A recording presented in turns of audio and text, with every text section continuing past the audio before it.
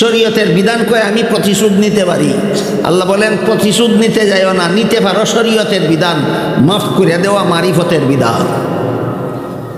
প্রতিশোধ নেওয়া শরীয়তের বিধান, মাফ করে দেওয়া মারিফতের বিধান। উদাহরণ বুঝে থাকলে বলুন, শরীয়ত কঠিন না মারিফত কঠিন? বন্ড দলে কি কয়, নমাজ পড়া শরীয়তে ফরজ, মারিফত হাসিল হইলে নমাজ ফরজ থাকে না। গাঞ্জা খাওয়া শরীয়তে হারাম, মারিফত হাসিল হইলে গাঞ্জা খাওয়া হারাম থাকে না। বেপরদা চলা শরীয়তে হারাম, মারিফত হাসিল হইলে বেপরদা চলা হারাম থাকে না। গান বাজনা শোনা শরীয়তে হারাম, মারিফত হাসিল হইলে গান বাজনা হারাম থাকে না। সেটা মারিফতকে শরীয়ত থেকে কঠিন করলো না মারিফতকে শরীয়ত থেকে 1000 গুণে বেশি সহজ করে দিল? এটা সত্যিকারের মারিফত নয়, এটাই মারিফতের নামে ভণ্ডামি আর শয়তানি। আলিহি ওয়া আসহাবিহি ওয়া বারাকা ওয়া সাল্লাম। আম্মা বা'দু ফাআউযু বিল্লাহি মিনাশ শাইতানির রাজীম। বিসমিল্লাহির রাহমানির রাহিম। ونفس وما سواها فألهمها فجورها وتقواها قد أفلح من زكاها وقد خاب من دساها وقال رسول الله صلى الله عليه وسلم الكيس من دان نفسه وعمل لما بعد الموت أو كما قال عليه الصلاة والسلام।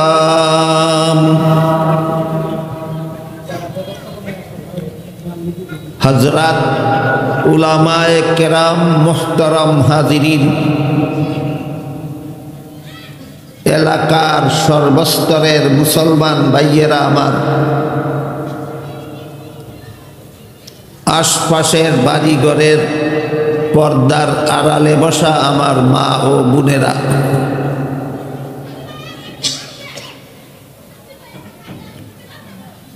পবিত্র কোরআনের সূরা শামস এর মধ্যভাগ থেকে কয়েকটি আয়াত আমি আপনাদের সামনে তিলাওয়াত করেছি। এর ব্যাখ্যা প্রসঙ্গে রাসূল করিম সাল্লাল্লাহু আলাইহি ওয়াসাল্লামের সংক্ষিপ্ত একটি হাদিস তিলাওয়াত করেছি। তিলাওয়াতকৃত আয়াতগুলি এবং হাদিসের মর্ম বুঝার জন্য পূর্ব থেকে আমাদের কিছু কথা স্মরণে রাখতে হবে, এবং সেই কথাগুলি হল, মানুষের মন ইচ্ছা শক্তি, অনুভূতি শক্তি, এটার নাম মন। আর জীবনী শক্তি বা প্রাণ শক্তি, এটার নাম হইল জান। জান আর মন এক জিনিস নয়। মানুষ মরে গেলে তার ভিতর থেকে জান বের হয়ে যায়, আর ঘুমাইলে পরে জান শরীরের ভিতরেই থাকে, কিন্তু অনুভূতি শক্তিটা থাকে না। এই হলো জান আর মনের পার্থক্য বোঝার উদাহরণ। মরে গেলে শুধু অনুভূতি থাকে না, না প্রাণই থাকে না।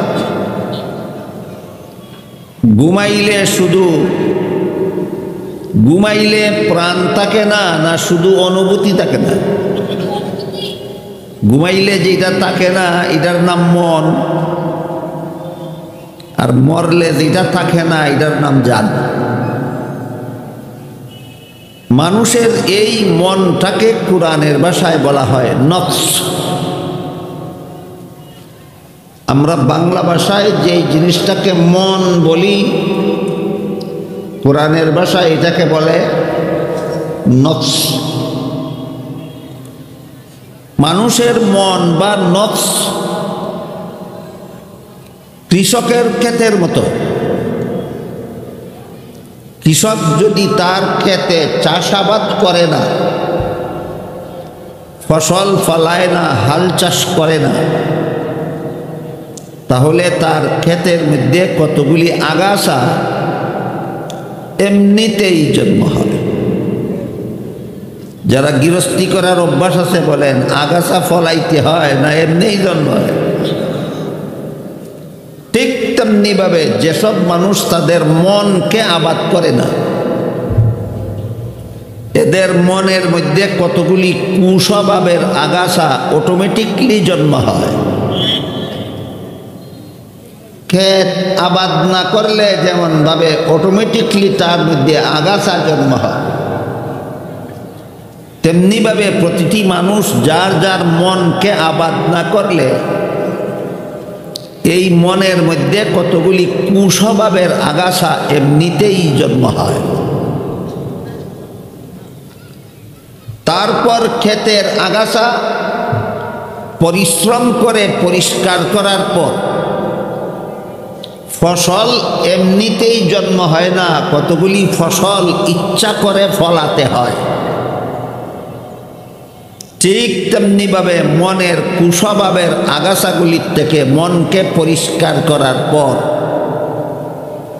কতগুলি সুস্বভাবের ফসল এমনিই ফলে না, মেহনত করে ফলাতে হয়।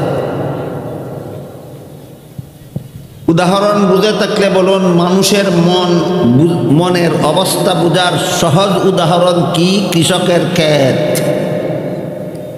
মানুষের মনের অবস্থা বোঝার উদাহরণ কৃষকের ক্ষেত। ক্ষেতের যেমন দুই অবস্থা, মানুষের মনেরও দুই অবস্থা। ক্ষেতের এক অবস্থা হইল আবাদ না করলে আগাছা এমনিই ফলে, আর আগাছা পরিষ্কার করার পরে ফসল এমনিই ফলে না, ফলাতে হয়। ঠিক তেমনিভাবে যে মানুষ তার মনকে আবাদ করে না, তার মনের মধ্যে কতগুলি কুস্বভাব এমনিই জন্ম হয়। এই কুস্বভাবগুলির থেকে মনকে পরিষ্কার করার পরে কিছু সুস্বভাব আছে, এইগুলি এমনিই জন্ম হয় না, ইচ্ছা কইরা চেষ্টা কইরা জন্মাতে হয়। তাহলে উদাহরণের দিক দিয়া মানুষের মন কিসের মতো? কৃষকের ক্ষেতের মতো। যেসব কুস্বভাবের আগাছা মানুষের মনে এমনিই জন্ম হয়, এইগুলি সর্বমোট 10টা। কটা কুস্বভাব মানুষের মনে এমনিই জন্ম হয়? 10টা। এই কুস্বভাবগুলির থেকে মনকে পরিষ্কার করার পরে যে সমস্ত সুস্বভাবের ফসল মনের ক্ষেতে মেহনত করে ফলাতে হয়, ওই সমস্ত সুস্বভাবও সর্বমোট 10টা। মানুষের মনের কুস্বভাবও 10টা, সুস্বভাবও 10টা। এই 10টা কুস্বভাবের মধ্যে একটা কুস্বভাবের নাম হলো হুব্বে দুনিয়া। এই নামটা মনে রাখেন। মানুষের মনের মধ্যে যতগুলি কুস্বভাব জন্ম হয় সর্বমোট 10টা, এর মধ্যে একটার নাম হুব্বে দুনিয়া। হুব্বে দুনিয়ার বাংলা অর্থ হইল দুনিয়া ভোগ করার লালসা, দুনিয়াকে উপভোগ করার লালসা।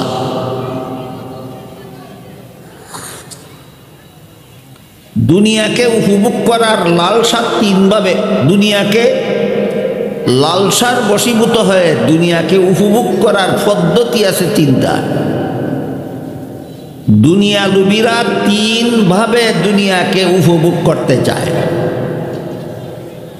এই 3টা পদ্ধতি বুঝলে আশা করি আপনারা সকলেই বুঝতে পারবেন আপনাদের কার কার মনের ক্ষেতের মধ্যে হুব্বে দুনিয়া নামের আগাছা জন্ম হয়েছে? দুনিয়া উপভোগ করা হয় কত পদ্ধতিতে?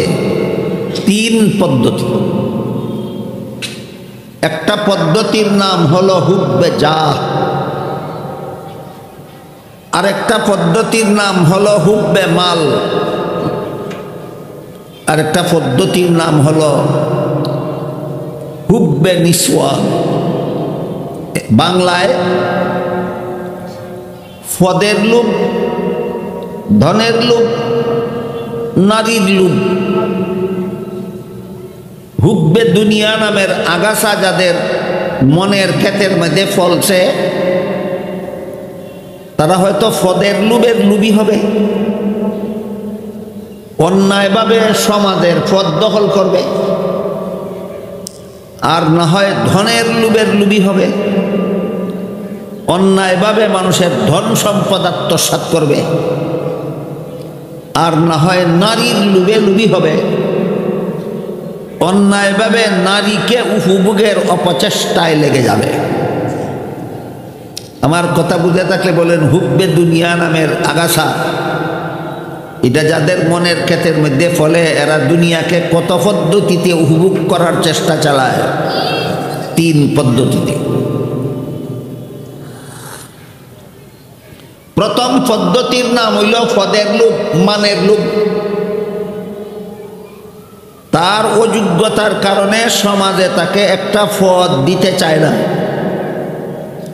কারণ যে পদের অযোগ্য তাকে সেই পদে দিলে উপকারের পরিবর্তে ক্ষতি করবে, উপকারের পরিবর্তে ক্ষতি করবে। ধরুন যেই লোকটার সূরা কেরাত শুদ্ধ নয়, ভুল,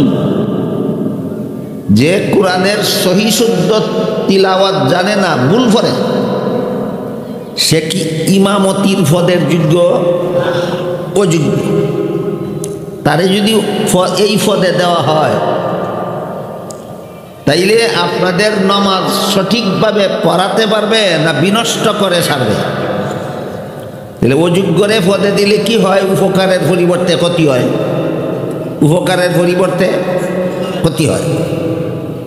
এই কারণে মানুষে তাকে পদটা দিতে চায় না, তারপরও সে চলে বলে কলে কৌশলে পদটা দখল করে নিয়েই যায়। তার অন্তর প্রমাণ হইল, তার অন্তরে একটা আগাছা জন্ম হয়েছে, এটার নাম হুব্বে দুনিয়া, এটার নাম হুব্বে দুনিয়া। প্রথম পদ্ধতিতে সে দুনিয়ার লোভ চরিতার্থ করতে চায়, এই জন্য অযোগ্য হওয়া সত্ত্বেও মানুষের পদকে সে জুড়ে দখল করে নিয়ে যায়। এই ধরনের পদ দখল 3 দল মানুষের প্রতি আল্লাহ কঠিন হাসরের দিনে রহমতের দৃষ্টিতে তাকাবেন না। এর মধ্যে এক দল হলো আম্মা কওমান ওয়াহুম লাহু কারিহুন।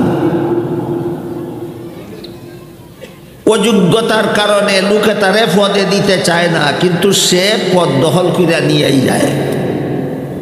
আল্লাহর রাসূল বলেন, এমন পদ দখলকারীদের প্রতি কঠিন হাসরের বিচারে আল্লাহ দয়া মায়ার দৃষ্টিতে তাকাবেন না। তাহলে পদ জুড়ে দখলকারীরা অনেক উপকার হাসিল করল না, নিজেদের কপালে কুড়াল মারল, নিজেদের কপালে কুড়াল মারল। এই কুড়ালটা তার মনের ক্ষেতের একটা আগাছার ফসল, আগাছাটার নাম হুব্বে দুনিয়া, আগাছাটার নাম হুব্বে দুনিয়া। ধনের লোভের উদাহরণ,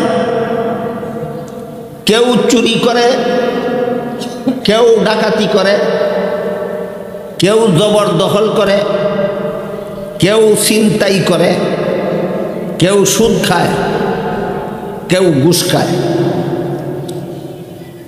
পদের লোভে না ধনের লোভে? ধনের। এটাও তার হুব্বে দুনিয়া নামের আগাছার ফসল। দ্বিতীয় পদ্ধতিতে দুনিয়াকে উপভোগ করতে চায়। চোর হুব্বে দুনিয়া নামের আগাছায় আক্রান্ত, মানুষের মাল অন্যায়ভাবে গ্রহণ করতে চায়। ডাকাত, সুদকুর, ঘুষখোর, এদের মনের ক্ষেত্রে হুব্বে দুনিয়া নামের আগাছা ফলে গেছে। এরা অন্যায়ভাবে হারাম উপায়ে দুনিয়ার মাল অর্জন করতে চায়। এটাও হুব্বে দুনিয়ার দ্বিতীয় প্রকার। দ্বিতীয় পদ্ধতিতে এরা দুনিয়ার লোভ চরিতার্থ করতে চায়। এই পদ্ধতিটার নাম হলো ধনের লোভ। পদ্ধতিটার নাম, এই কতগুলি ছেলে দল ঢুকছে, আমি দেখছি ঢুকছে সময় মনে মনে খুঁজি এরা 11 শয়তান সর হয়েছে, সবার মধ্যে গন্ডগোলটা ঘটাইতো।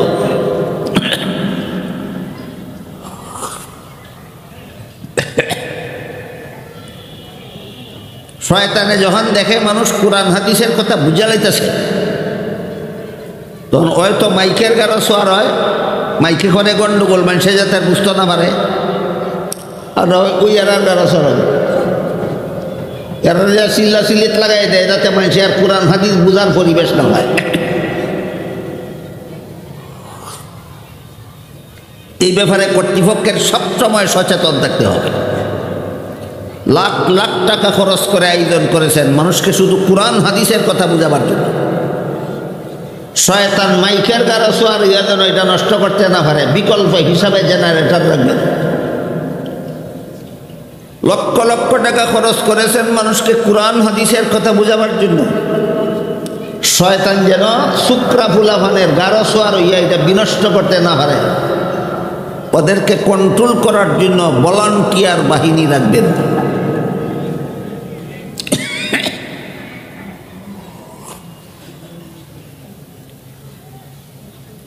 গেল দ্বিতীয় পদ্ধতি। দুনিয়ার লোভ চরিতার্থ করার দ্বিতীয় পদ্ধতি হলো মানুষের ধন সম্পদ হারাম উপায়ে উপার্জন করা। দুনিয়ার লোভ চরিতার্থ করার তৃতীয় পদ্ধতি হলো মহিলাদেরকে হারাম উপায়ে উপভোগ করা। বর্তমান সমাজে হারাম উপায়ে উপভোগের প্রধান সিস্টেম দুইটা, একটা হইল ইফটিজিং আর একটা হইল দর্শন। বর্তমান সমাজে নারীদেরকে হারাম উপায়ে উপভোগ কত পদ্ধতিতে চলে? দুই পদ্ধতি চলে। একটা পদ্ধতির নাম ইফটিজিং, একটা পদ্ধতির নাম ধর্ষণ। ইফটিজিং ইংরেজি শব্দ, এর বাংলা অর্থ হইল কোনো বখাটে পুরুষের পক্ষ থেকে কোনো মহিলাকে অসভ্য কথা বলা। চরিত্রহীন পুরুষরা মহিলাদেরকে অসভ্য কথা বলার নাম ইফটিজিং। ইফটিজিংয়ের খবর পত্রিকার পাতায় আসে কিনা? আসে। এই কাজটা যারা করে এদের মনের ক্ষেতের মধ্যে হুব্বে দুনিয়া নামের আগাছা ফলছে। তৃতীয় পদ্ধতিতে তা চরিতার্থ হচ্ছে। আরেকটা হলো দর্শন। আজকাল পথে ঘাটে, হাটে মাঠে, শহরে বন্দরে, যেখানে সেখানে নারী দর্শনের সংবাদ প্রকাশিত হয় পত্রপত্রিকায়। এটাও হুব্বে নিসওয়ানের একটা পদ্ধতি। এরা মহিলাদেরকে অন্যায়ভাবে উপভোগ করার জন্য সমান অধিকারের স্লোগান দিয়া মহিলাদেরকে পর্দার বাইরে রাস্তায় বের করে ছেড়ে দেয়। এই অপকর্মটা যারা করে, যারা নারী পুরুষের সমান অধিকারের দোহাই দিয়া নারীদেরকে ঘর থেকে বের করে পথে ঘাটে বেপর্দা অবস্থায় বের করে দেয়, এদের মনের ক্ষেতের মধ্যে হুব্বে দুনিয়া নামের আগাছা ফলছে। এরা তৃতীয় পদ্ধতিতে তা চরিতার্থ করার আন্দোলনে নেমেছে। কোন স্লোগানের মাধ্যমে? নারী পুরুষ সমান অধিকারের স্লোগানের মাধ্যমে। হাদিস শরীফে রাসূল করিম সাল্লাল্লাহু আলাইহি ওয়াসাল্লাম বলেছেন, পুরুষের পক্ষ থেকে নারীদেরকে অন্যায়ভাবে উপভোগ করার পদ্ধতি সর্বমোট 6টা। কয়টা পদ্ধতি? 6টা পদ্ধতি। 1 নম্বর পদ্ধতি হলো দেখে দেখে উপভোগ করা। এটা কোনো পর্দানিসীন নারীর পক্ষে সম্ভব নয়। নারী যতক্ষণ পর্যন্ত পর্দার আড়ালে থাকে ততক্ষণ পর্যন্ত বেগানা পুরুষ তাকে চোখের দ্বারা উপভোগের সুযোগই হয় না। দ্বিতীয় পদ্ধতি হলো ফালতু কথা বলার মাধ্যমে উপভোগ করা, এটা দেখার পরে হয়। তৃতীয় পদ্ধতি হলো ফালতু কথা শোনার মাধ্যমে উপভোগ করা, এটাও দেখার পরে হয়। চতুর্থ পদ্ধতি হলো শোয়ার মাধ্যমে উপভোগ করা, এটাও দেখা সাক্ষাতের পরে হয়। পঞ্চম পদ্ধতি হলো নির্জন বাস। একটা পুরুষ একটা নারীকে নিয়ে নির্জনে চলে গেল, যেখানে কোনো মানুষে না দেখে, এটাও দেখা সাক্ষাতের পরে হয়। ষষ্ঠ পদ্ধতি হলো পশু হাইওয়ান জানোয়ারের মতো বিয়া ছাড়াই মিলনের মাধ্যমে উপভোগ করা, এটা কত নম্বর? 6 নম্বর পদ্ধতি। এই সবগুলি বেপরদা অবস্থায় দেখা সাক্ষাতের পরে হয়, আগে হয় না। এই জন্য আল্লাহ কোরআনে বলেছেন কুল্লিল মুমিনিনা ইয়াগুদ্দু মিন আবসারিহিম ওয়া ইয়াহফাজু ফুরুজাহুম। এই আয়াতের মর্ম হইল ইমানদার পুরুষরা যেন ভিন্ন নারীকে চোখের দ্বারা দেখে দেখে উপভোগের পথ বন্ধ করে, তাহলে বাকি 5 প্রকারের উপভোগের রাস্তা এমনিতেই বন্ধ হয়ে যাবে। সুদা কথায় চোখের থেকে জিনা শুরু হয়, রাসূল বলেছেন। চোখের জিনার সুযোগ হলে পরে মুখের জিনার সুযোগ হয়, তারপরে কানের জিনার সুযোগ হয়, তারপরে হাতের জিনার সুযোগ হয়, তারপরে পায়ের জিনার সুযোগ হয়, তারপরে লজ্জাস্থানের জিনার সুযোগ হয়। সকল প্রকার জিনার সুযোগ করে দেওয়া হয় বেপরদা হওয়ার মাধ্যমে। কিসের মাধ্যমে? বেপরদা হওয়া। ভিন্ন পুরুষ ভিন্ন নারী যেন কোনো অবস্থাতে বেপরদা অবস্থায় দেখা সাক্ষাৎ না হয়। এজন্য হাদিস শরীফে রাসূল করিম সাল্লাল্লাহু আলাইহি ওয়াসাল্লাম বলেছেন লানাল্লাহুন নাজিরা ওয়াল মানজুরা ইলাইহি। যে মহিলা বেপরদা হইয়া পুরুষকে দেখার সুযোগ দিল তার উপরও আল্লাহর লানত। যে পুরুষে এই সুযোগ গ্রহণ করে মহিলাকে বেপরদা মহিলাকে ইচ্ছা করে দেখল তার উপরও আল্লাহর লানত। পুরুষকে বেপরদা অবস্থায় দেখার সুযোগ দেয় পর্দানিসীন মহিলারা না বেপরদা মহিলারা? এদের উপর আল্লাহর লানত। আর মহিলা বেপরদা হওয়ার পরে পুরুষরা দেখার সুযোগ পায়, এই সুযোগটা যারা গ্রহণ করে তাদের উপরও আল্লাহর লানত। এই জন্য ইসলামের বিধানে ভিন্ন নারী ভিন্ন পুরুষের মধ্যকার পর্দা রক্ষা করা ফরজ। বেগানা নারী বেগানা পুরুষের মধ্যে পর্দা রক্ষা করা ইসলামের বিধানে ফরজ। 5 বেলার নামাজ পড়া যেমন ফরজ, রমজান মাসে রোজা রাখা যেমন ফরজ, ভিন্ন নারী ভিন্ন পুরুষের মধ্যে পর্দা রক্ষা করা তেমন ফরজ। এই শরীয়তের এই বিধান, ইসলামের এই বিধানকে লঙ্ঘন করার চরিত্রহীনরা বহুমুখী কৌশল অবলম্বন করেছে। কেউ সমান অধিকারের নামে মহিলাদেরকে বেপরদা করে রাস্তায় নিয়ে দেখার সুযোগ করে নিয়েছে, আর কেউ পীর মুরিদির মাধ্যমে। পীর নাকি মুরিদ মহিলাদের বাবা, আর মুরিদ মহিলারা নাকি পীরের সন্তান। কাজেই বাবার সাথে সন্তানের পর্দা ফরজ নয়। বন্ড পীরের দল এমন কথা বলে তাদের মুরিদ মহিলাদেরকে নিয়ে বেপরদা চলে। অথচ আজ থেকে 1500 বছর আগে আল্লাহ রসুল বলে দিয়েছেন যেই মহিলা বেপরদা হইয়া এই পীরের সামনে গেল, এই মহিলাটার উপরে আল্লাহর লানত। যেই ফিরে মহিলাটারে বাবা আর সন্তানের দুহাই দিয়া বেপরদা করিয়া দেখলো, এই পীরের উপরেও আল্লাহর লানত। মুরিদ মহিলার প্রতিও আল্লাহর লানত, এই মহিলার পীরের প্রতিও আল্লাহর লানত। কি কারণে? ফরদার, ইসলামের ফরদার ফরজ বিধান লঙ্ঘন করার কারণে। এই লঙ্ঘনটা করাটা হইল তৃতীয় পদ্ধতি।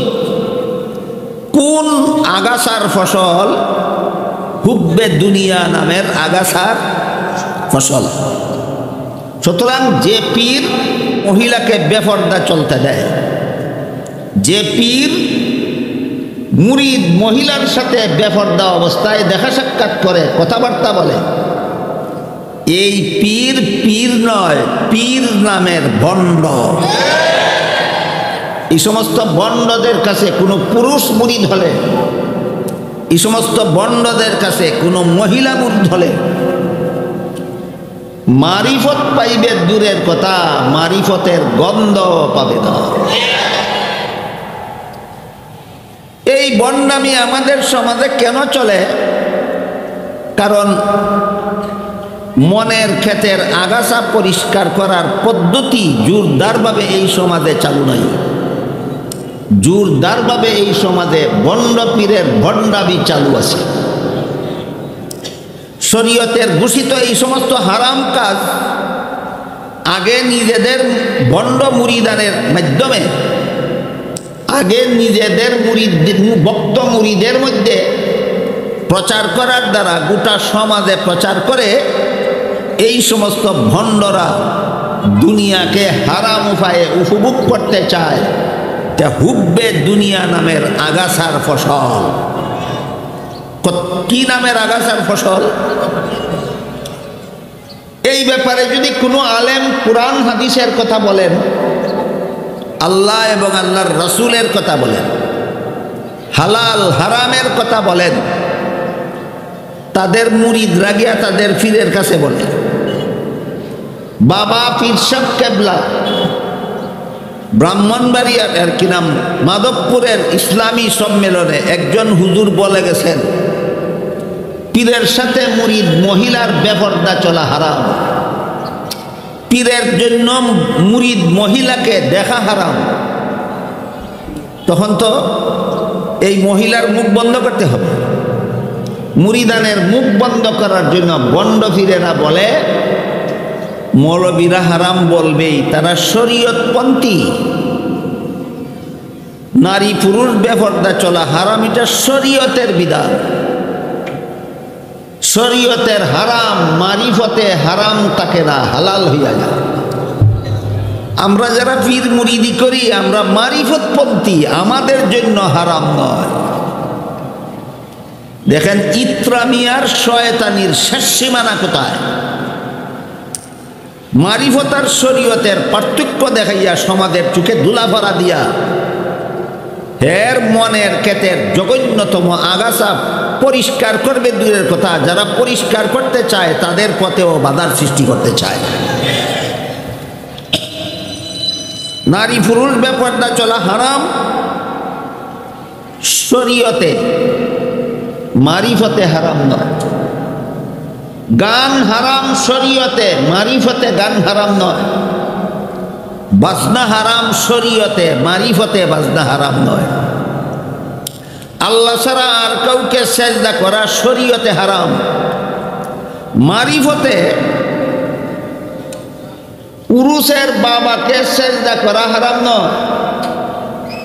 মারিফতে পীরকে সেজদা করাও হারাম নয়, পীরের কবরকেও সেজদা করা হারাম নয়। তাদের মৌলবীরা হারাম হারাম বলবে, কারণ এটা শরীয়তপন্থী, শরীয়তে হারাম। আমরা শরীয়তপন্থী নই, আমরা মারিফতপন্থী। শরীয়তের হারাম মারিফতে হারাম থাকে না, কাজেই তাদের জন্য হারাম, আমাদের জন্য হালাল। দিলনি একটা বিভেদ সৃষ্টি করিয়া। এই জন্য এই বিভেদের শয়তানি যুক্তির জবাব দেওয়ার আগে আমি যুক্তির জবাবে একটা যুক্তি দিতে চাই। সেটা হলো শরীয়তের হারাম যদি মারিফতে হালাল হইয়া যায়, তাইলে শরীয়তের বিধান মতে গোবর খাওয়া হারাম, যা মৌলবীদের জন্য, ওরা শরীয়তপন্থী। তোমরা ফিরের দল তো মারিফতপন্থী, তোমাদের জন্য তো গোবর খাওয়া হারাম না। ভাত না খাইয়া গোবর খাওয়া ফির।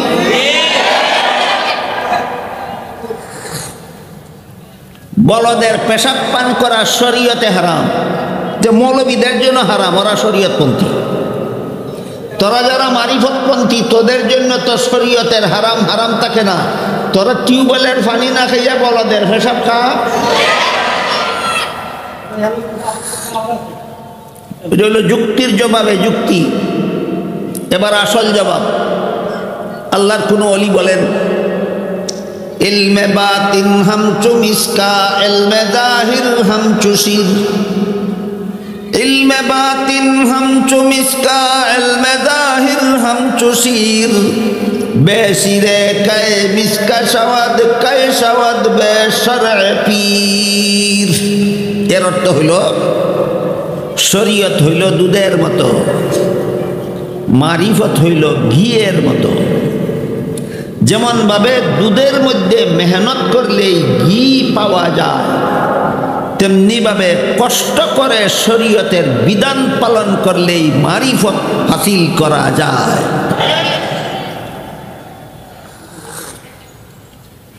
শরীয়তের মধ্যে মেহনত করলে মারিফত হাসিল হয়, শরীয়তের মেহনত করে শরীয়তের বিধান পালন করলে।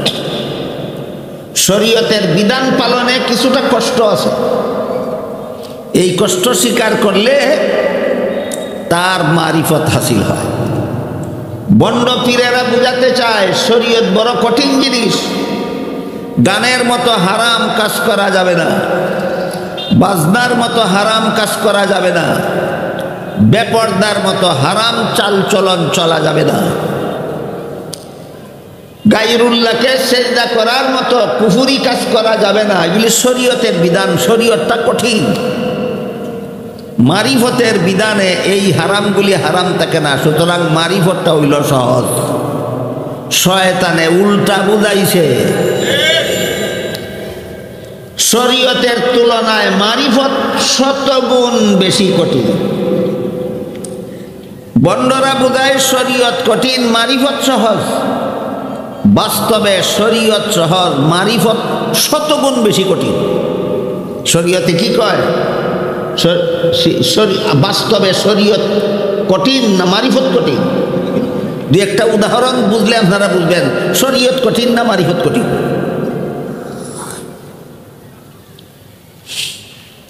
শরীয়তের বিধান বলে 4 ফরজ আদায় করে উযু করলে উযু হয়ে যায়, সেই উযুর দ্বারা নামাজ পড়া যায়। যে শরীয়তের বিধান 4 ফরজ আদায় করে উযু করলে শরীর পবিত্র হয়ে যায়। এই পবিত্র দেহদারি নামাজ পড়লে নামাজ শুদ্ধ হবে, নামাজ শুদ্ধ হবে। যে শরীয়তের বিধান। মারিফতের বিধান হইল বাহ্যিক শরীর শুধু পবিত্র করলে তোমার আসল পবিত্রতা হাসিল হবে না। উযুর দ্বারা শরীর পবিত্র করো, সাথে সাথে উযু শেষ হওয়ার আগে আগে তওবার দ্বারা মনকে গুনাহ থেকে পবিত্র করো, তখন তোমার উযু শুদ্ধ হইল। শরীয়তে শুধু শরীর পবিত্র করলেই উযু শুদ্ধ হয়, মারিফতে অন্তর পবিত্র না করা পর্যন্ত উযুও শুদ্ধ হয় না, নামাজও শুদ্ধ হয় না। এই কারণে উযু শেষ করার পরে শরীয়তের বিধানে যে দোয়াটা আছে, দোয়াটা হইল আল্লাহুম্মা জাআলনি মিনাত তাওয়াবিন ওয়া জাআলনি মিনাল মুতাতাহহিরিন। এর অর্থ হইল, হে আল্লাহ, আমি যে উযুটা করলাম এর মাধ্যমে আমাকে তওবাকারীদের অন্তর্ভুক্ত করে নাও। আর হাদিস শরীফে আল্লাহর রাসূল বলেছেন, আত-তাইবু মিনাজ যামবি কামান লা যামবা লাহু। তওবাকারীর তওবার দ্বারা সে গুনাহমুক্ত হয়ে যায়। গুনাহমুক্তির দোয়া উযুর পরে কেন? তো মারিফতের উযু হাসিল করার জন্য। বুঝতে পারলেন? উযুর পরে গুনাহমুক্তির দোয়া কেন? উযুর পরে গুনাহমুক্তির দোয়া এই কথা শিক্ষা দেওয়ার জন্য। তুমি 4 ফরজ আদায় করছো, শরীয়তি উযু হইছে, তোমার শরীর পবিত্র হয়েছে, এখনো মন পবিত্র হয়েছে না। উযু শেষ করার আগে আগে তোমার মন পবিত্র করো, তাহলে তোমার আত্মা পবিত্র হবে। এই পবিত্র উযুর দ্বারা তোমার নামাজ হবে পবিত্র।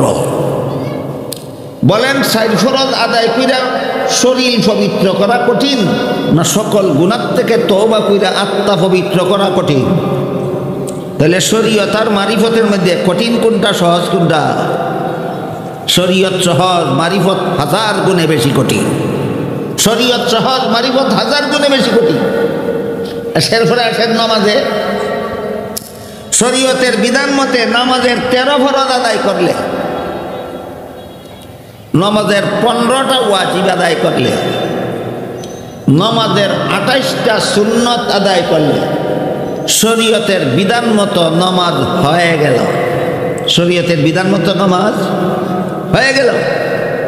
মারিফতে বলে তোমার নামাজের খুলস সংশোধন হইল, নামাজের আত্মা সংশোধন হইল না। এ মর্মে আল্লাহ কোরআনে বলেন, قد أفلح المؤمنون الذين هم في صلاتهم خاشعون। আধ্যাত্মিক নামাজ সংশোধন কখন হয়? যখন নামাজি নামাজ শুরু করার থেকে নিয়ে সালাম ফিরানি পর্যন্ত আল্লাহর ধ্যানে মগ্ন থাকতে পারে, তখন তার আধ্যাত্মিক নামাজ শুদ্ধ হয়। আপনারা যারা যারা নামাজ পড়েন, আমার একটু দয়া করে বলবেন। কেউ যদি বলতে আবার লজ্জাবোধ করেন, এই জন্য আমি আমারটা আগে বলি। আমার অবস্থা হইল, নামাজ শুরু করা মাত্রই আমার মনে সংসারের 1000 কথা স্মরণ হতে থাকে, সালাম ফিরাবার আগ পর্যন্ত স্মরণ হতেই থাকে।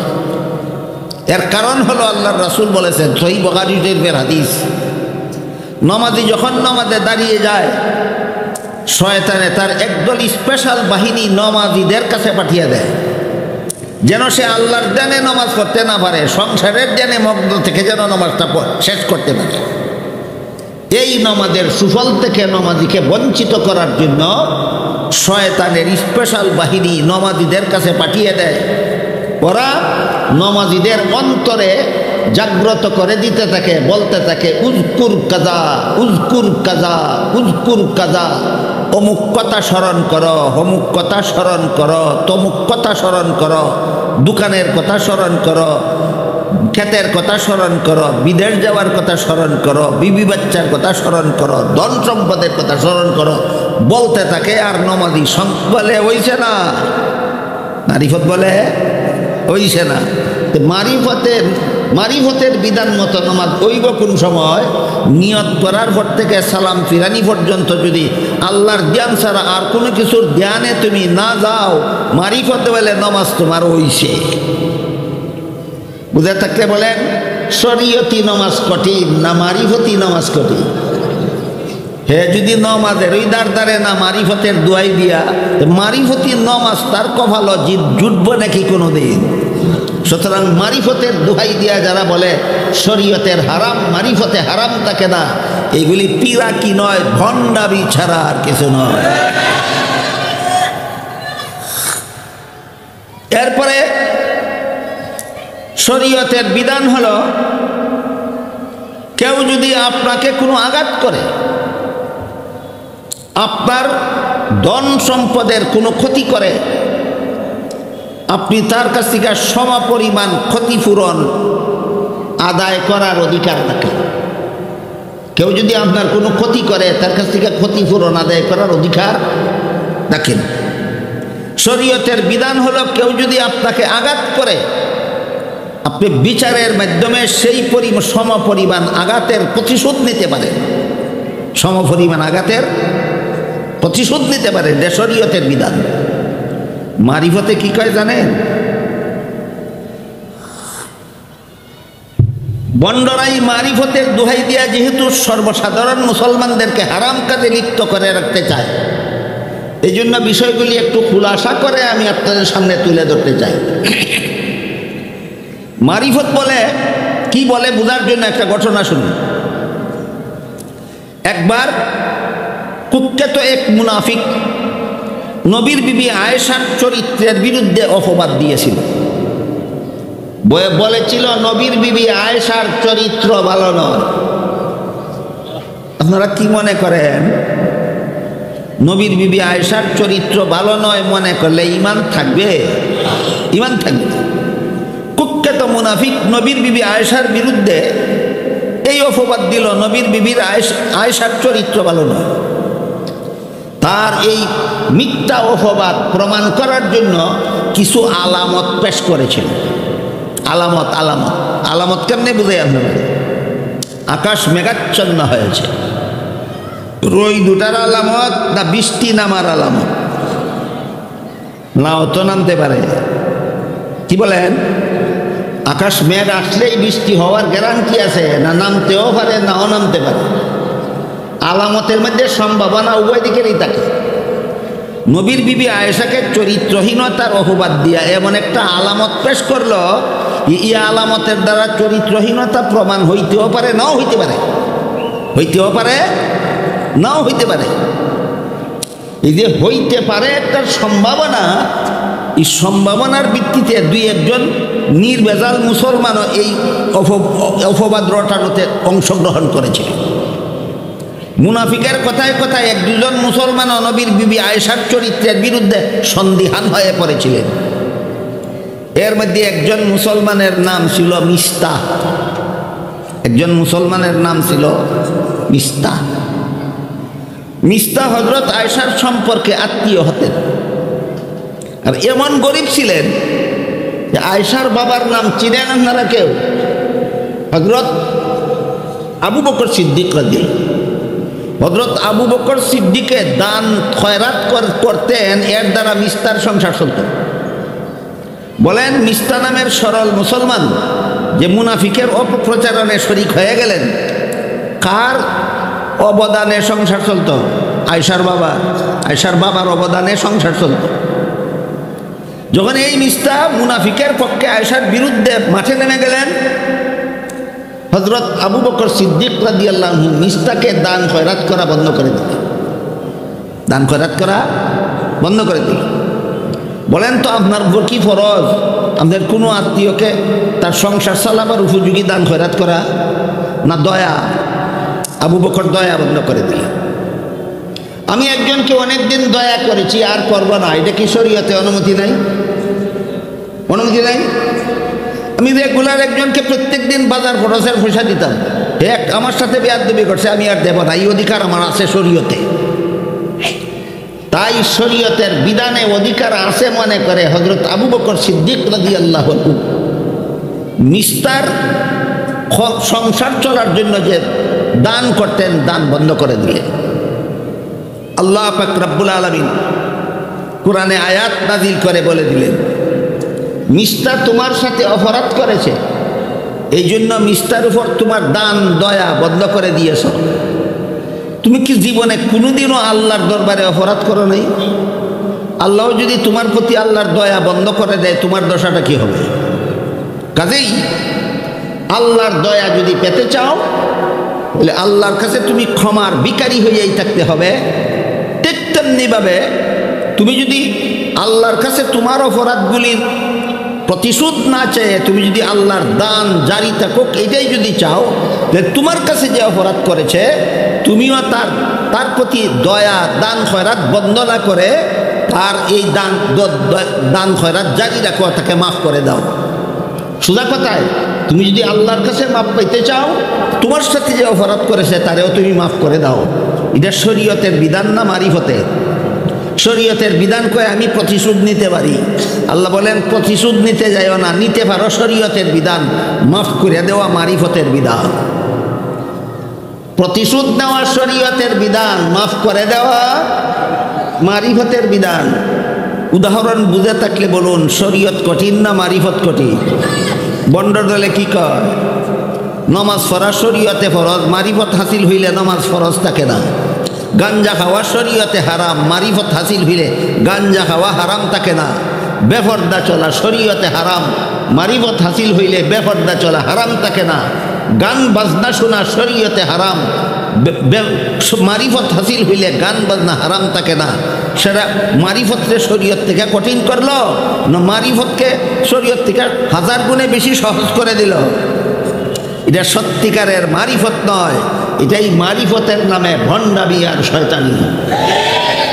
সুতরাং মারিফতের দোহাই দিয়া যারা এমন সব অনুষ্ঠান করে, যেসব অনুষ্ঠানে শত শত রকমের হারাম কাজ হয়, যে সমস্ত অনুষ্ঠানে গান হয়, বাজনা হয়, বেপরদা চলে, বিদাত করে, বাবার কাছে দোয়া করে, বাবার কাছে সন্তান চায়, বাবার নামে মান্নত করে, গরু ছাগল মহিষ এইগুলি বাবার নামে মান্নত করিয়া ওই উরুসনিয়া জবাই করিয়া বন্ড বেনমাজি বেপরদাদের খাওয়ায়, সবগুলি হারাম, সবগুলি হারাম। নাম দিয়েছে মহাপবিত্র উরুস মুবারক। এতগুলি হারাম কাজের আস্তানার নাম বলে মহাপবিত্র উরুস মুবারক, শুধু সাধারণ মুসলমানের চোখে দুলা পরা দেওয়ার জন্য।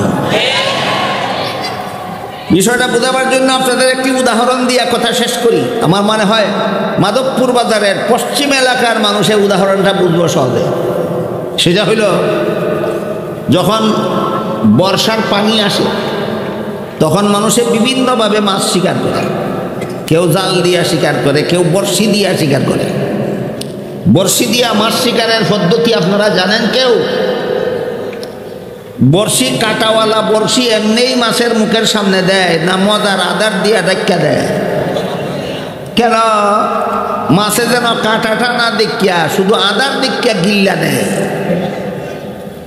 যেমনভাবে মাছকে এই প্রাণঘাতী কাটাওয়ালা বড়শি দেখতে দেওয়া হয় না, মজার আদার দিয়ে রেখা দেওয়া হয়, ঠিক তেমনিভাবে জনসাধারণ মুসলমানকে ইমান বিধ্বংসী কুফুর শিরিক বিদাত হারাম কাজের আস্তানা উরুসকে, এগুলি যে হারাম এইদিকে যেন জনসাধারণের দৃষ্টি না যায়, মহা আর পবিত্র আর মুবারক শব্দ দেখিয়া জনসাধারণ যেন এই হারাম উরুসকে হারাম মনে না করে, এই জন্য মহা আর পবিত্র আর মুবারক শব্দের আদার দিয়া ইমান বিধ্বংসী এই হারাম উরুসের হারামকে ঢেকে রাখা হয়।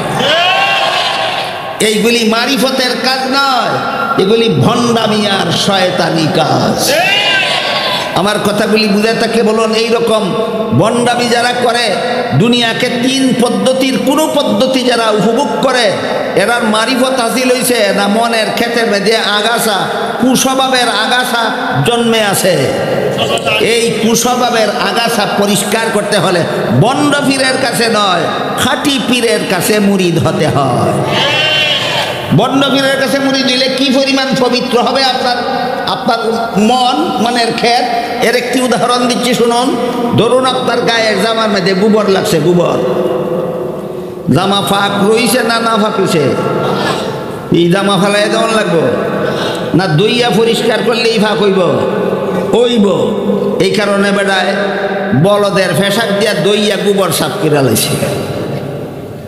গায়ের জামার মধ্যে গোবর লাগলে বলদের ফেসাক দিয়া দইলে যেমন ভাবে না ফাঁক আরো ছড়ায়, ঠিক তেমনি ভাবে মনের ক্ষেতের মধ্যে কুস্বভাবের আগাছার জন্ম হইলে, কুরুচ্চা বন্ড পীরের কাছে মুরিদ হইলে এটার মন্তরের না ফাঁক আরো ছড়ায়। বন্ড পীরের কাছে মুরিদ হইল না, পেশাব দিয়া গোবর দইল। বন্ড পীরের কাছে মুরিদ হইল মানে কি দিয়া কি দইল? এই রকমের বুদ্ধিমানের কাজ করতে যাবেন না। সত্যই যদি পুরাপুরিভাবে শরীয়তের বিধান পালন করতে চান, সত্যই যদি আল্লাহর মারিফত হাসিল করতে চান, লাথি মেরে বন্ড পীরদের মুরিদ হওয়াকে তালাক দিয়া দিন তিনটা, খাঁটি পীরের কাছে মুরিদ হইয়া মনের এই কুস্বভাবের আগাছা পরিষ্কার করুন। আল্লাহ আমাদের সবাইকে তৌফিক দান করুন, আমিন। সুবহান রাব্বিকা রাব্বিল ইজ্জাতি আম্মা ইয়াসিফুন ওয়া সালামুন আলাল